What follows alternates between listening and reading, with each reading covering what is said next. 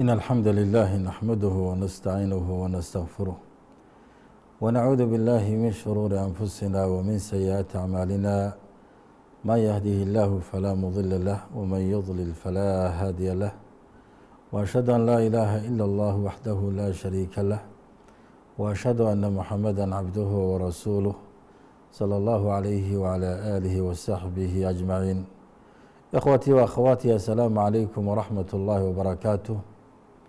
waxaan soo gaadhnay meelihii ugu dambeeyey masx cala aljawrabeyn waalkhufeyn ayaan soo gaadhnay. marka cala aljabiirati waalcisaaba ayaa kasii dambeysay oo iyadan aan ka hadalnay. waxa weeye idaa wasala almutatahiru ila alcudwi aladii calayhi axada hadihi alashyaa, idaa wasala haddii uu gaadho almutatahiru qofka tahaaro qaadanaya ila alcudwi aladii calayhi hadihi alashyaa, xubinta ashyaadan aan soo sheegnay ee jabiirada iyo cisaabada iyo lusuuqadu ay dul saaran tahay, xubinta jabtay ee dhaawacu gaadhay ee faashadda ama maradu ay ku duuduuban tahay, haddii uu qofku soo gaaro fa inahu yaqsilu maa xawlah, waxa uu maydhahayaa ila iyada waxaan idhi lasoo masaxaan idhi markii lasoo gaaro wakhtigeeda, laakiin inta ku wareegsan ee aan faraha oo kale hadday ka bannaan yihiin ama haddii ay halkaa ku eg tahay inta ka dambeyso ilaa jiqilka laga gaadho, qofku wuu dhaqahayaa oo wuu maydhahayaa. wayamsaxu calayhi min jamiici jawaanibihi, iyadana waxa weeye meesha duuduuban ee jabku gaadhay waxaa laga doonahayaa inuu masaxo, laga rabaa kor iyo hoos inuu ka masaxo intii uu ka gaadha laga doonahayaa. fain kaana juzءu min hadihi aljabiirati aw alcisaabati khaarija can alcudwi alwaajib tadhiiruh, laakiin haddii uu ka baxsan yahay oo duuduubkii kabkii la kabay ama jabkii qofka gacanta uu ka jabnaa ama lugta uu ka jabnaa, duuduubidda la duuduubay jibsi lagu duuduubay haddii ay ka baxsan tahay cudwiga oo bannaanka ay ugu baxsan tahay, fa innahu laa yaxtaaju ilaa masxi calayhi, looma baahna marka in la masaxo looma baahna oo laga daba tago looma baahna. marka baabkii hore ee masxi cala alkhufeyni waljawrabeyn ahaa iyo baabkan kale ee isagana ku tacalluqa baab maahe waa nafsi masaa'il weeye ee masxi cala aljabiirati waalcisaabati walusuuqa, waxaan ka qaadanaynaa taysiirka diinta ilaahay subxaanahu watacaala inoo fidiyey. wamaa jacala calaykum fi ddiini min xaraj, ilaahay subxaanahu watacaala diinta culays nagagama dhigin, way inoo fududeeyey. ina diina yusrun, diinta islaamku waa diin fudud weeyaan. walan yushaada diina axadu ilaa qalaba, ciddii isku adkaysa oo ka badbadisana hadda ilaahay baa ku adkeynaya subxaanahu watacaala. marka waxa weye haddii dhibaato ay ku soo gaadho xalkeeda shareecadaad ka helaysaa. haddaad lugta ka jabto ama gacantana sidii loola tacaamuli lahaa shareecada islaamka ayaad ka helaysaa.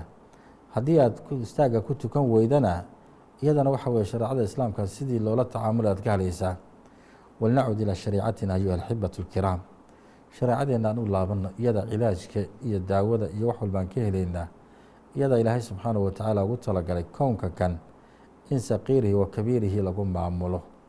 marka ilahay waxaan ka baryaynaa subxaanahu watacaala aan noqono kuwii ku intifaaca shareecada islaamka iyo tacaaliimteeda. baabkan kaliya ku xiga ayuha alxibatu alkiraam waxa weye baabulqusli weeyaan, waa baabka qubayska weeyaan. sababto a baabu tahaaran weli ku jiraa. qubayska maxaa la yidhaahdaa? xagga luqada waxaa la yidhaahdaa tacmiimu lmaa'i cala shay, biyaha in shay la wada gaadhsiiyaa la yidhaahdaa. shay haddii la maydho ama biyaha oo dhan la gaadhgaadhsiiyo isagoo dhan qusli baa la yidhaahdaa. qusli xagga sharciga kaasi luqadu ahaa. xagga sharcigana waxaa la yidhahda tacmiimu lbadani bilmaahi calaa sifatin makhsuusa, badanka jidhka qofka in lagu camimo oo la wada gaadhsiiyo biyaha in la wada gaadhsiiyo calaa sifatin makhsuusa, sifo khaas ah, sifo gaar ahaaneed, biqasdi tacabudi lilaahi subxaanahu watacaala. qasadka iyo hadafkuna waxa weeye in ilaahay subxaanahu watacaala lagu caabudo oo ilaahay loogu dhowaado weeyaan. sidaasi markaa ay farqi u dhexeeya weye. luuqadu waa maftuux weeyaan, laakiin xagga sharciga markii la waa sharciga islaamka waxa uu ka yidhi qubayska iyo qusliga waa maxay, waa sidaa culimmadu ay u tacriifiyaan weeyaan. marka masaladan qusliga la yidhaahdo iyo fasligan waxaan ka hadli doonaa muujibaat alqusli, waxyaabaha waajibiya ee uu ka waajibo qusligu ka waajibo, sifada qofku u qubaysanayo, weliba sifada nebigu calayhi salaatu wasalaam uu qubaystay ee ummahaat lmuminiin ay ka soo wariyeen. maa yaxrumu cala aljunubi aliqtisaal almustaxaba, waxyaabaha qofka janaabada leh ka xaaraamta ah iyo qubaysyada kuu furan ee kuu bannaan ee markaa doonteed ad qubaysan karaysid iyadana waxbaan ka taaban doonaa. muujibaat اlqusl sheekhu wuxuu ku tilmaamay ilaa 5 buu sheegay waxyaabaha haddii aad ku dhacdo ama ay kaa dhacaan qusligu uu kuu waajibayo. khuruuj اlmaniy baa ugu horeeya. haddii ay mani kaa soo baxdo, shahwo ay kaa soo boodo, ama xaaskaaga u galmow ama ha u galmoonine waxa weyan qabays baa kuu waajibaya.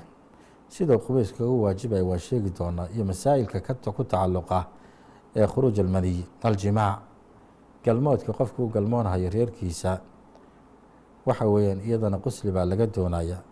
islaamu lkaafir, qofka soo gala diinta islaamkana isagana qubays baa laga rabaa oo waajib ku ah. inqiطaacu dami اlxaydi waاnifaas, gabadhii caadada qabtay ee dhiigga qabtay ama gabadhii nifaaska ahayd ee dhiigga wilaadada iyo dhalmada ay qabtay, haddii gabadhaasi uu ka goo dhiiggii waxa wey iyadana qubays baa waajib ku ah.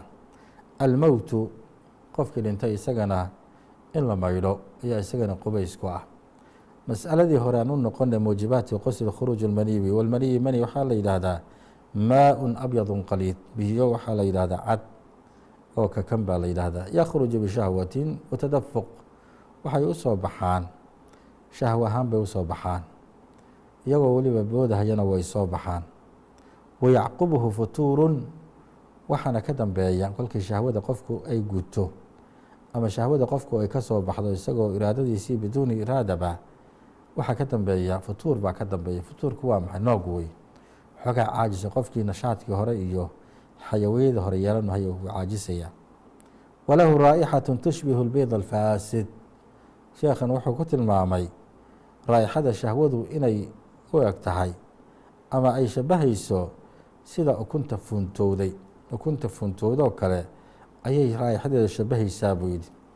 daliilka marka qur-aanka kariimka in laga qabaysanayo oo waajib tahay haddii mani ay ka soo baxdo ama rag ha ahaado ama haween ha ahaado, wain kuntum junuban faطaharuu buu ilaahay yidhi. haddii aad janaabo idinka timaado ama janaabo aad tihiin, xaalo janaaba haddii aad ku jirtaan, isdaahiriya, dadka muminiintu ah baa la doonaya in la isdaahiriya la doonaya. daahiriintaasna waxa waa qubayska weyaan. nabiguna calayhi الsalaaةu wasalaam cali wuxuu yidhi radi allahu canhu, faidaa fadakta almaaa faاktasil, waxa weeyaan fadaka almaaa khuruujahu watadafuqu, hadday biyo kaa soo baxaan, hadday shahwo kaa timaado maydho ayuu yihi. sida abu daawuud uu soo saaray, maydho ayuu yihi hadday biyo kaa soo baxaan. masaa'il baa marka ka imaanaya, sababta waxaa dhici karaysa qofkii inuu shaki galay, ma kaa imaatay shahwo mise kaama imaanin, ama qofkii isagoon dareensanaynba inuu arko firaashkii uu ku jiifayay maradiisii oo qoyan, ama inuu isku qarwoba. masaa'il badan baa marka taxtigeeda soo aroorsanhaya. sheekhu wuxuu yihi low ixtalama walam yakhruj almaniyu falaa qusla calayhi, qofkii haddii uu isku qarwo walam yakhruj almaniyi, uu qarway qofkii, wuxuu yidhi shahwa iga soo baxday ayuu yidhi, ama wuxuu arkay isagoo u galmoonaya xaaskiisi buu arkay, marka qofkii wax shahwo ahoo markaa ka soo baxdayna ma jirto, falaa qusla calayhi, wax waajib aho dushiisa ahaado qubaysa ma jiran qofkaa isaga. fain kharaja bacda istiqaadihi facalayhi اlquslu, laakiin haddii ay shahwo ay ka soo baxdo markuu toosa kadib, markaa waxaa laga doonaya inuu qabaysaa laga doonaya. masalada labaadna waxa weeye idaa wajada maniyan walam yadkur ixtilaaman wajaba calayhi اlqusl, wuxuu arkay firaashkiisi buu ku arkay mani, ama go-isii iyo maradiisii buu ku arkay shahwo iyo mani ku arkay, haddii marka isaguna ma xusuusto wax ixtilaam ah ama wax qarow oo arrintaa ku saabsan ma xusuusto, wajaba calayhi اlqusl, waxaa ku waajibaya qusli baa ku waajibhaya likhuruuji اlmaniyi, manidaa ka soo baxday awgeed. nabigana calayhi الsalaaةu wasalaam waxaa laga hayaa inuu yidhi inama almaau min almaa, biyaha sidoodaba biyo unbay ka ahaadeen.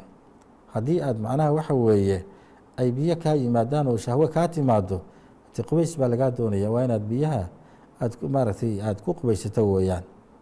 masalada saddexaadna waxa weeye low axasa biintiqaali اlmaniyi min adakari lakinahu lam yakhruj falaa qusla calayh, haddii qofkii uu dareemo inay wax ka soo baxeen ayuu dareemay, waa dareen weeyaan, laakinahu lam yakhruj, laakiin wax ka soo baxay ma jiraan, falaa qusla calayhi, wax dushiisa ahaado qubaysa iyadana ma jiraan. masalada afraad low kharaja almaniyu licilatin aw maradin bilaa shahwatin falaa qusla caleyh. sheekhana ku tegay khayr allaha siiye wuxuu yihi haddii ay shahwo ka soo baxdo isagoo ama caajisan ama cilad markaa ku furan ama marad isagoo laakiin wax shahwo ah aysan jirin falaa qusla calayhi, wax qubaysoo laga doonahayo male. halka culamo kale ay yidhaahdeen waa laga doonahaya qubays waa laga rabaa marba haddii ay shahwo ay ka soo baxday oo ay ka timi maaratay mani ay ka timi. idaa kaana junuban faاktasala ثuma kharaja maniyan bacda اlqusli falaa yajibu icaadaة اlqusli. qof janaabo qaba ayaa qabaystay ثuma kharaja maniyan bacda اlqusli, kadibna waxaa ka soo baxay mani kaletaa ka soo baxday. markuu ka qabaystay janaabadii oo qabayskii u dhameeyey ayaa haddana mani kale ka timi, marka maniga bacda اlqusli bay ka timi.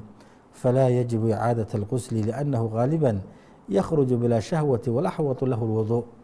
qofka isaga ah wax qusliga ku waajibahayo ma laha, laakiin sida axwadka ah ee fiican waxa weeye waa inuu weyse qaato weeye, waa inuu weyse qaato ayuu yihi maarata. marka mas'alada iyada ahna ida stayqada naa'imu min nowmihi fawajada balalan laa yadkuru lahu sababa falaa yakhluu min 3 xaalaat. qofkii haddii uu hurdada ka tooso oo kadibna uu arka balal arko, balalka waxaa la yidhahdaa qoyaanka la yidhaahdaa, firaashkiisii oo qoyan ayuu arkay. qofka isagaa 3 xaaladood midkood bay noqonaysaa. xaaladda koobaad waxa weeye an yatayaqana annahu maniyu, inuu yaqiinsado hubsado in waxan ay mani yihiin. riixda lagu garan karahayaa, waxa lagu garan karahaya lamsigii taabashada ayaa lagu garan karahayaa. qofka laftigiisa oo futuur ku dhaco oo maaragtay muxuu ahaye sidii qof la miirtay oo kale ah, iyadana waxyaabaha lagu garto ayay ka mid tahay. marka in tayaqana annahu laysa bimaniy, tii hore waxa weye in tayaqana annahu maniyun fayajibu calayhi اlqusl sawaء dakara ixtilaama am lam yadkur. waxa weye haddii uu yaqiinsado waxani balalka ama qoyaankaa inay yihiin ay shahwo yihiin ama ay mani yihiin, wajaba calayhi اlquslu, qusli iyo qubays baa laga doonayaa oo ku waajibaya. in tayaqana annahu laysa bimaniyi, haddii uu yaqiinsado dhinaca kalena waxaan qoyaankaa inaysan mani ahaynna falaa yajibu calayhi اlqusl watakunu xukmuhu xukma albowl. waxaa markay noqonaysaa qubayskuma waajibayo, qubayskaasna wuxuu qaadanayaa xukma albowl buu qaadanayaa, oo in laska daahiriyo markaasoo meesha laga suuliyo oo laga dhaqayay noqonaysaa. isaguna uu iska dhaqo meelihii ay ka gaarheen kaadidaasi jirkiisa ay ka gaarheen.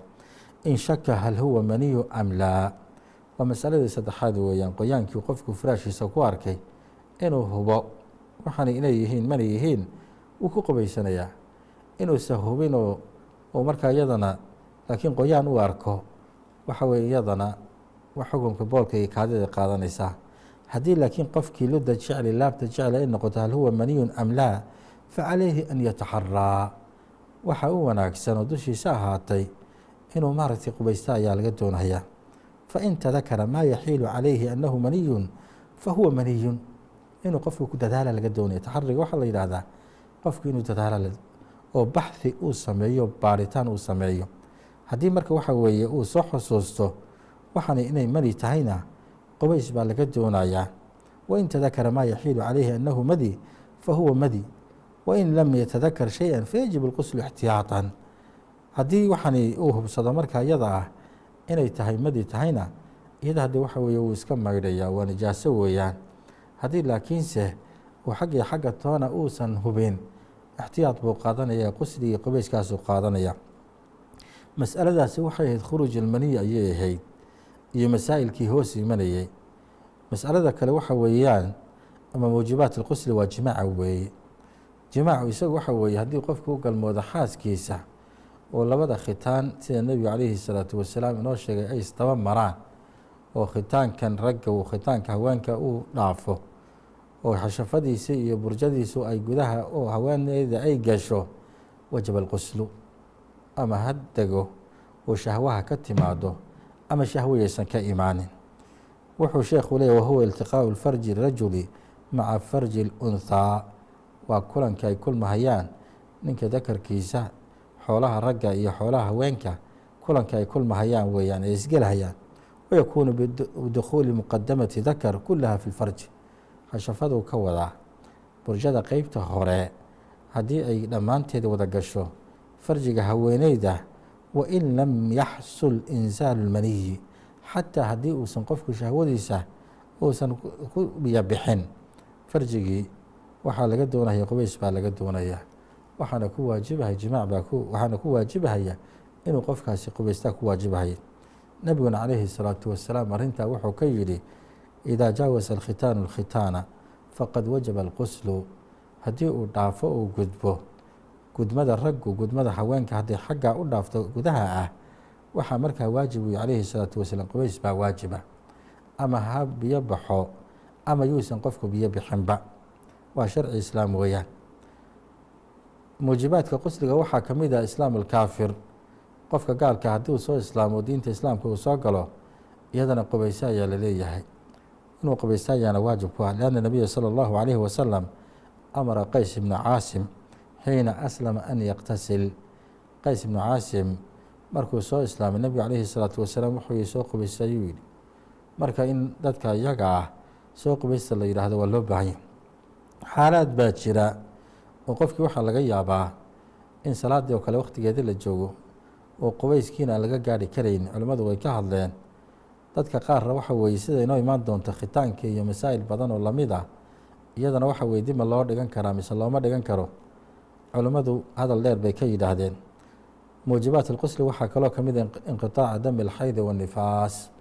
haweeneydii caadada qabtay ee dhiigga qabtay haddii dhiiggii uu ka istaago oo ka go-o, iyadana waxaa laga doonayaa inay qubaysataa laga rabaa, inay qubaysataa laga doonaya. xadiiska caisha radi allahu canha ayaana daliil u ah.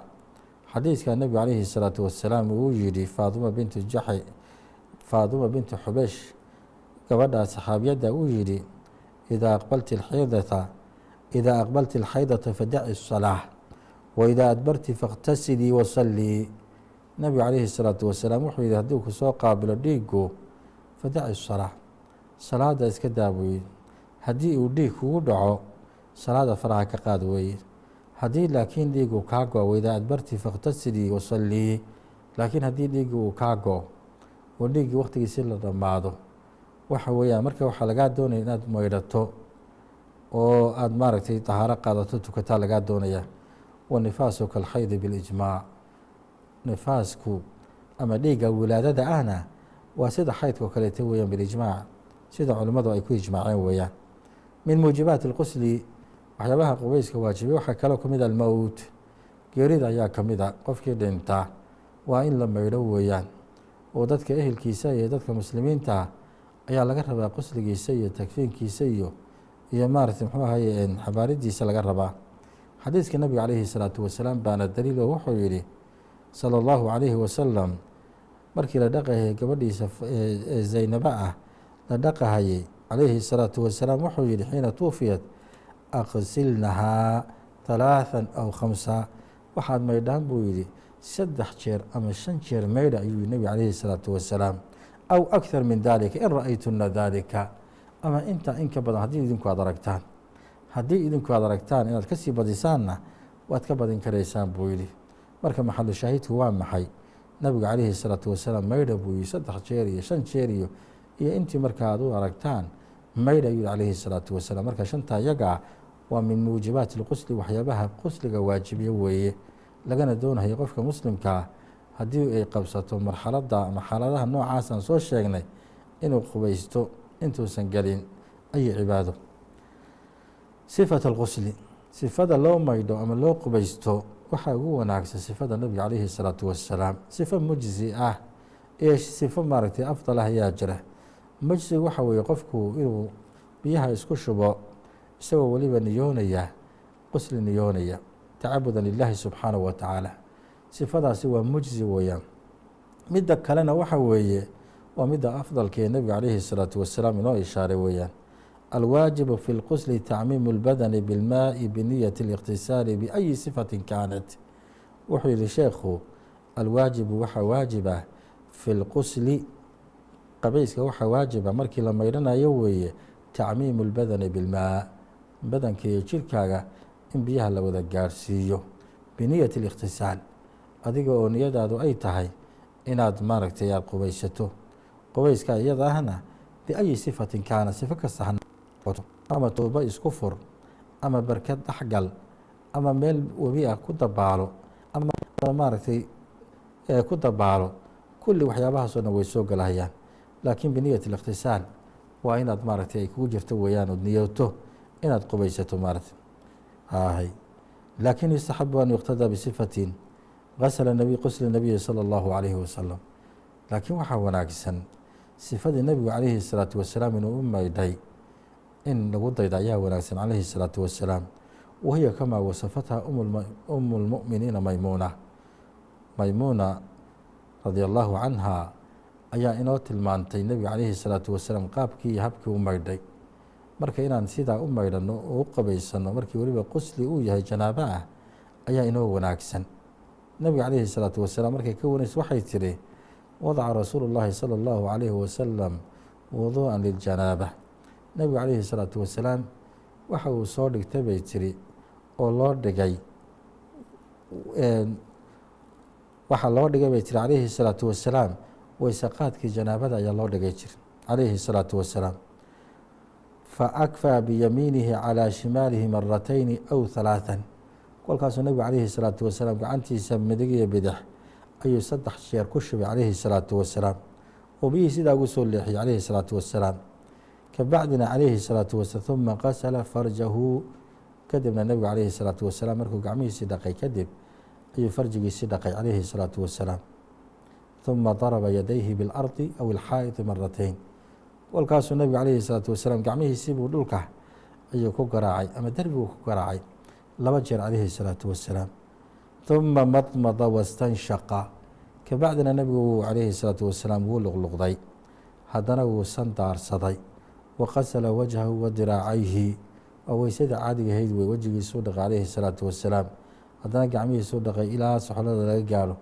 uma afaada calىa ra'sihi اlmaa. kadibna wuxuu ku shubay jirhkiisa ayuu biyihii calayhi الsalaatu wasalaam ayuu ku shubay salى اllahu عalayhi wasalam. uma afaada calىa ra'sihi اlmaa. uma qasla jasadahu. kadibna jirhkiisii uu dhaqay calayhi الsalaatu wasalaam. uma tanaxaa.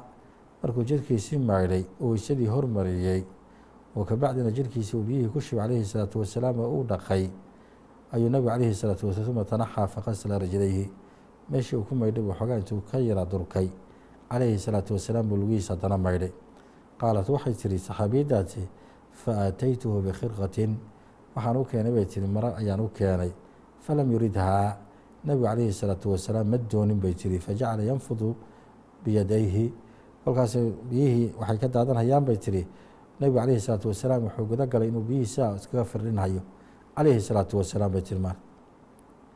marka keyfiyadu waxaa halkaan ka qaadanaynaa xadiiska maymuuna inoo wareysay ee nebiga calayhi الsalaatu wasalaam sifadii iyo qaabku weysaysan jiray ee inooga wareysay. waxaan ka qaadanaynaa marka ugu horeysa gacmihiisu qofku 3 jeer buu dhaqayaa, kadibna farjigiisa ayuu maydhayaa oo dhaqahayaa, kadibna gacmaha ayuu dhulka ku garaacaya ama derbi hadduu jiro 2 jeer ama 3 jeer ayuu ku garaacaya. kadibna sidii ugu weyse qaadan jiray weysada caadiga ee salawaadka caadiga ugu weyse qaadan jiray buu weyse qaadanayaa.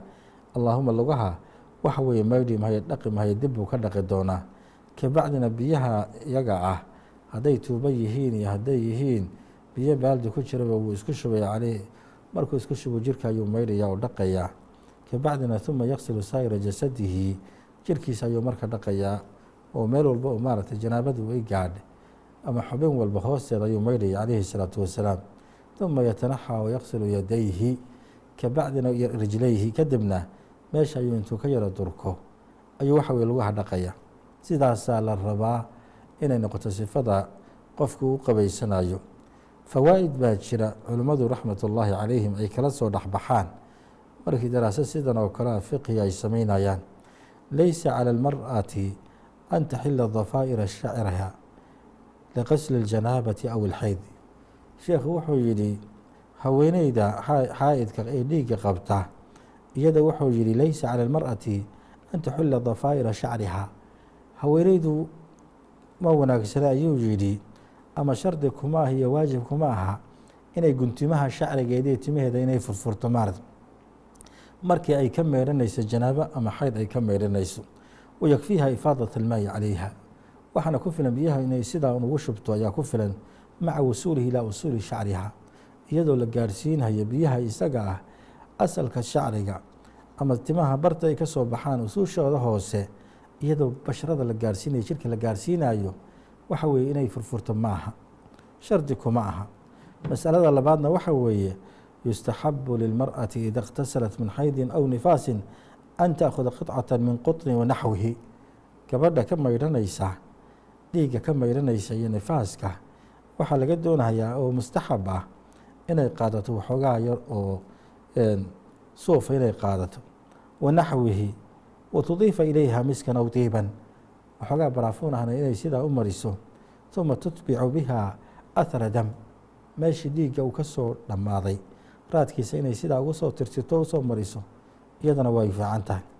ida اktasala min aljanaabati saxa lahu salaatu bihada اlqusli, qofka haddii uu ka maydho janaabo, qusliga isagahe uu maydhay waxa uu u banaanaanhaya inuu ku tukadaa u banaananhaya, sawaءuna waa wuduu am laa, ama ha niyoodo weyse qaadasho mayse niyoon, laakiin way fiican tahay in la niyoodo, way fiican tahay.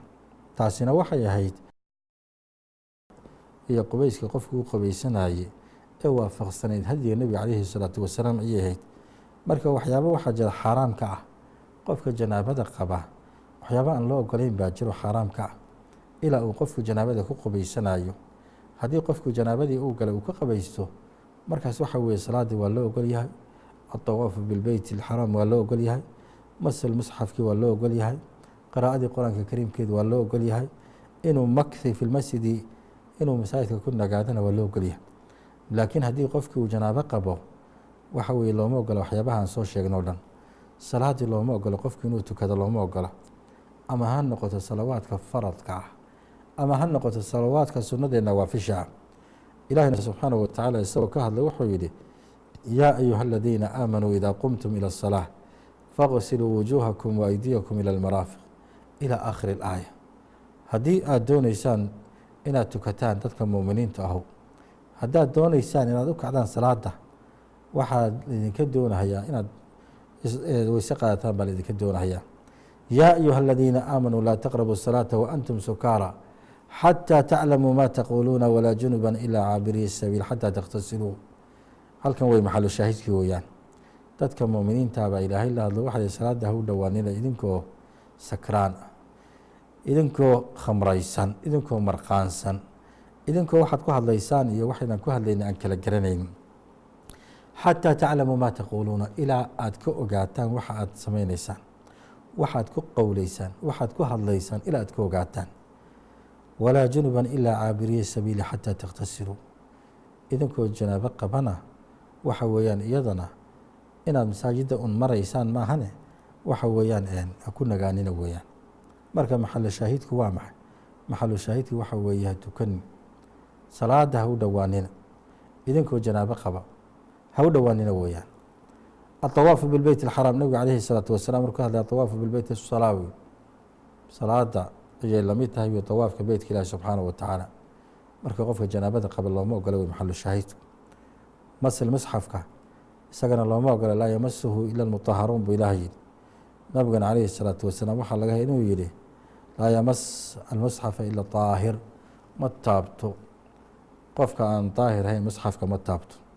qiraa'ada qur-aanka nabiga calayhi الsalaatu wasalaam, kaana rasuulu اllahi salى اllahu عalayhi wasalam yakhruju min alkhalaa, nabigu calayhi الsalaatu wasalaam wuxuu ka bixi jiray musqulaha, fayuqri'una اlqur'aana wayaأkulu macna اlaxma, walam yakun calayhi الsalaatu wasalaam yaxjubuhu aw qaala yaxjisuhu min alqur'aani shay laysa aljanaaba. waxaan nabiga calayhi الsalaatu wasalaam qur-aanka u diidi jiray, janaabadan baa u diidi jirtay. musqulaha intuu ka soo ba calayhi الsalaatu wasalaam buu qur-aanka noo akhrin jiray, laakiin waxa weeye isagoo janaabo qaba calayhi الsalaatu wasalaam qur-aanka nooma akhrin jirin weeye. maxalu shaahidku middan ugu dambaysa waxa weye almakthu fi lmasjidi ilaa cabiri sabiil, masaajidka laguma ekaan karo, qofku ma fadhiisan karo, qofku kuma baashaali karo isagoo janaabo qaba. ayadda hadda aan soo sheegaynay baana daliil u ah ilaa cabiri sabiil xataa takhtasil. ilaahay iluya subxaanahu watacaala, rabbi waxaan weydiisanaynaa towfiiq, ilaahay subxaanahu watacaala khayrka hana waafajiyo, هذا والله أعلم وصلى الله على نبينا محمد وعلى آله وصحبه أجمعين وجزاكم الله خيرا.